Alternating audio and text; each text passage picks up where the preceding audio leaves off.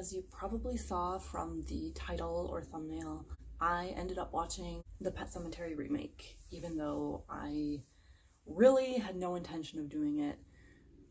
I don't know why. I don't know what came over me. I had to see for myself. It was that whole curiosity thing. So I watched it with an open mind, and I was disappointed. I did not like it. There were tons of things that I found wrong with it, and not just because I'm a fan of the original movie and the book. I felt like there was a lot that had potential, and I felt that there was a lot that they should have just gotten rid of. Because to me, it veered so far away from the original source material that it became silly to even follow what was left, if that makes sense. I had talked about, I think in my remakes video, I had talked about the fact that I would like to have seen a different family, not the Creed family, move in. And then they could have done all the things they did with the, killing of Ellie and having her come back, and then she kills Rachel, and then Rachel kills Lewis, and then they all come for Gage. All that they could have done, and I would have liked it more if it hadn't been established characters. So right off the bat, some of the things that bothered me: the movie is about very dark subject matter. It's one of Stephen King's darkest novels, and he even said that he kind of thought it was too dark to actually release to the public. So given that it is such emotionally disturbing material, it was a very bright film. Like the house was bright and airy and newish, it wasn't old or anything like that. And the scenes were bright, and there was not a sense of darkness or foreboding. I thought the character of Rachel was okay, nothing special. I don't think she was necessarily any better or worse than Denise Crosby, who played the original Rachel. I did not like the guy who played Lewis. Jason Clarke, I think his name is. I've never seen him before, and I looked him up later and found out he's Australian. But he, to me, it sounded like he mumbles his lines and doesn't enunciate very well, and he doesn't emote enough, I don't think. I actually thought the girl who played Ellie was the best actress in that Creed family. I love John Lithgow. To me, he will always be the dad from Harry and the Hendersons, but I don't think his portrayal of Judd is what I expected in my head.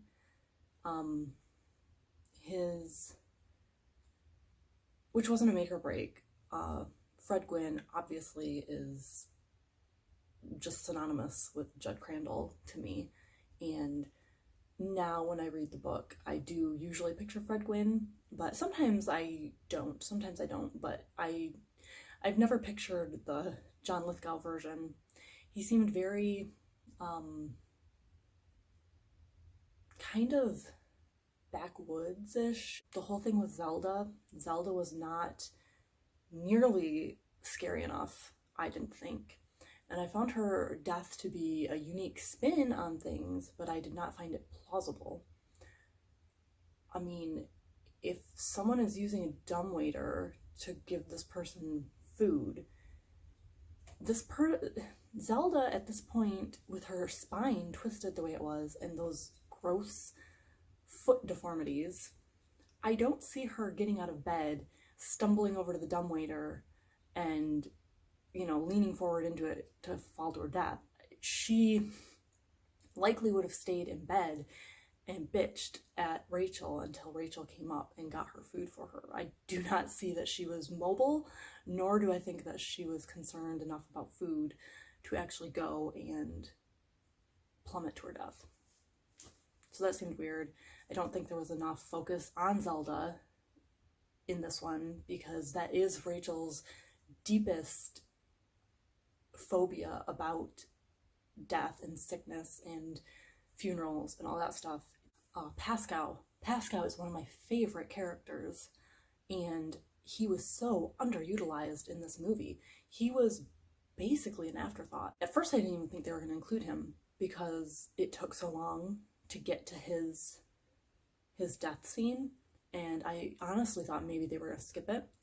And then they used him in the pet cemetery, but it was kind of like we have to warn, we have to have some sort of a warning not to cross the barrier, so we'll throw Pascal in because, that's his role.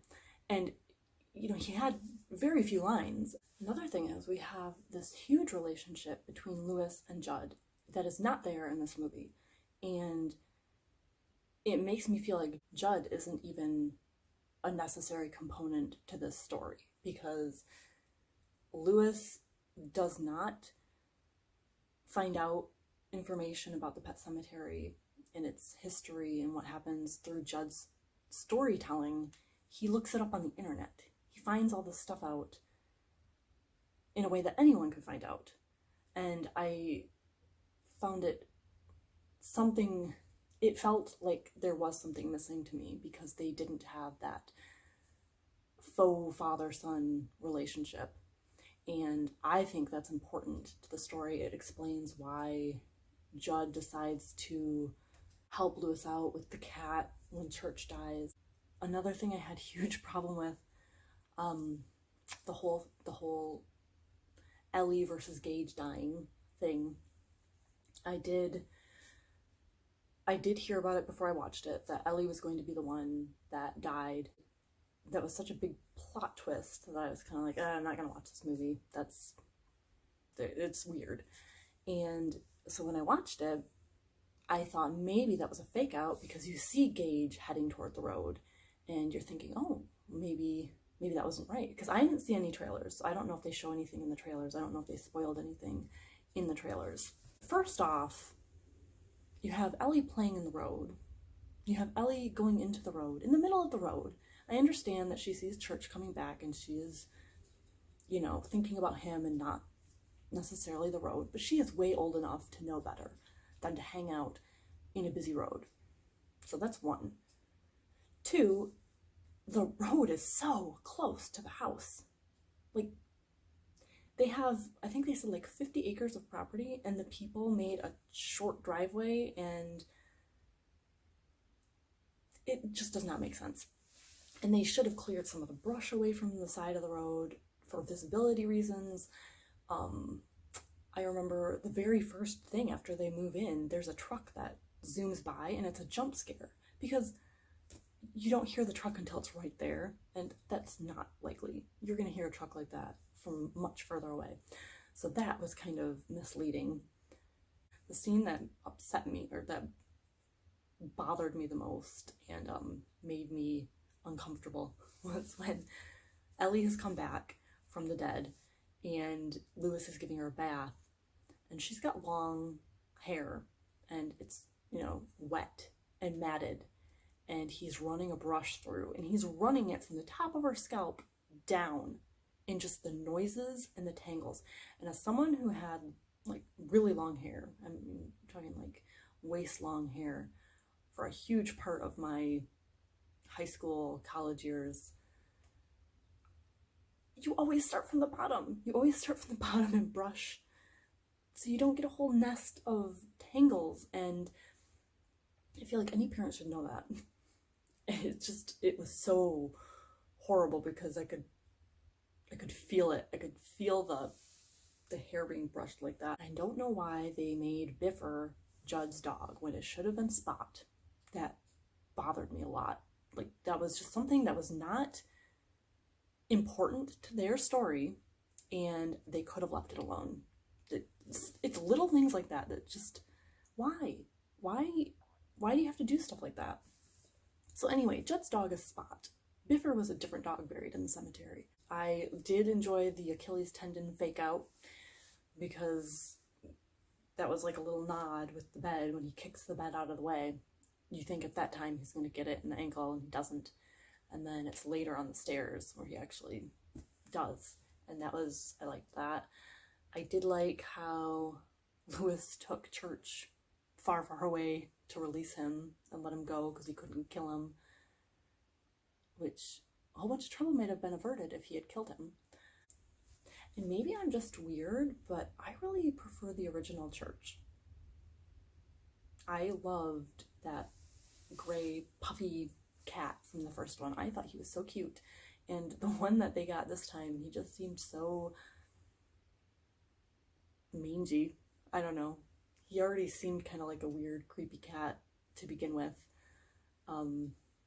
If they were going to go that route with weird little creepy cat, I can't remember the name of it. I think they're called Lycoys, and they are the little werewolf cats. They are so awesome. Once they veered completely away from everything and, you know, Rachel came back with Gage and that, all that stuff, I was fine with all that. It didn't bother me.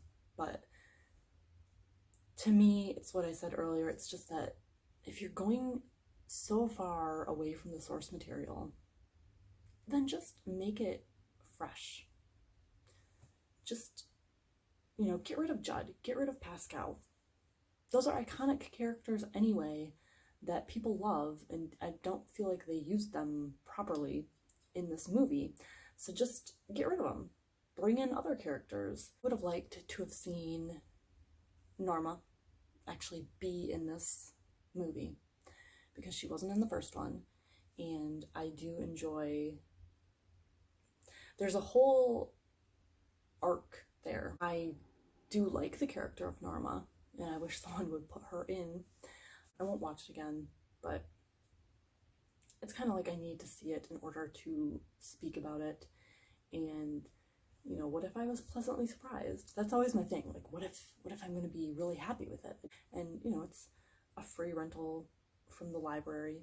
That's how I got it. So it's not like I wasted any money or anything like that. So it's more of a, I just want to know kind of thing. And now I do. I don't recommend it. That's all for my little Pet Sematary, very spoiler-based rant. Have a spooky day.